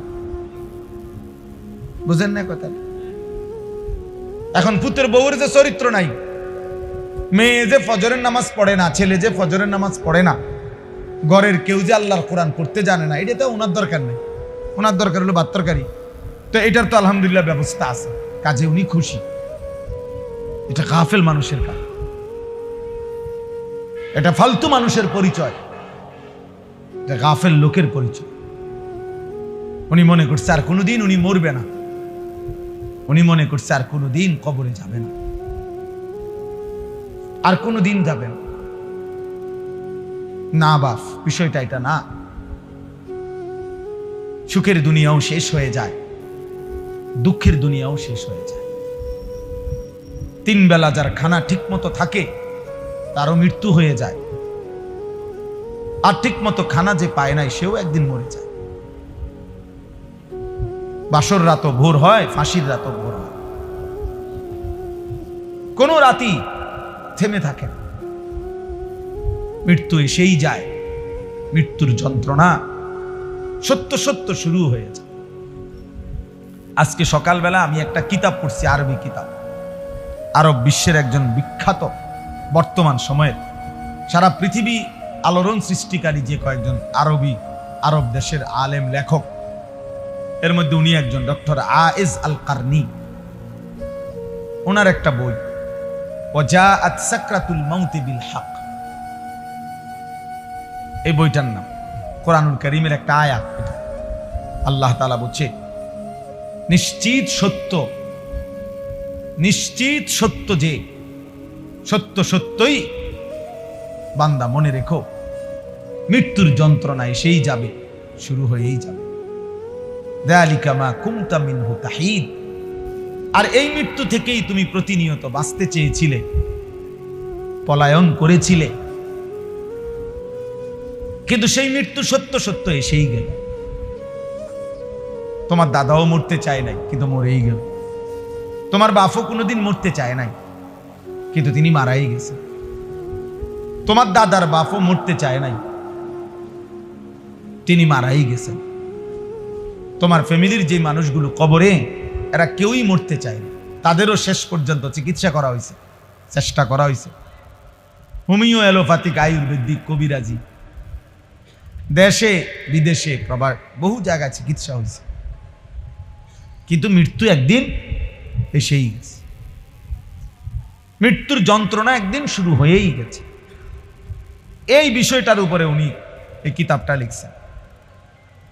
এত আজীব কথা, এমন আশ্চর্যভাবে লিখছেন, মহব্বতে, পাগল করা কথা, পাগল করা মানে হৃদয় অস্থির করে ফেলার মতো। আমি সেই সকালে একবার এটা পড়ছি, কতক্ষণ। আজকে আবার আমার গাড়ি আসছে, রেডি হইতেছে বাসায়, আসরের পরে বিবি আমারে চা দিতেছে, এই সময় আমি আরেকবার পড়ছি, আবার গাড়ি দুইটা এখানে গাড়ি থামা পর্যন্ত এই কিতাবটাই পড়তেছে। কি কইল উনি, কি লিখল, আর ঠিক ওই আয়াতটাই এখন আপনাদের সামনে পড়ছি। এই যে আয়াত বইয়ের নামটা, সেইটাই আপনাদের সামনে আমি তেলাওয়াত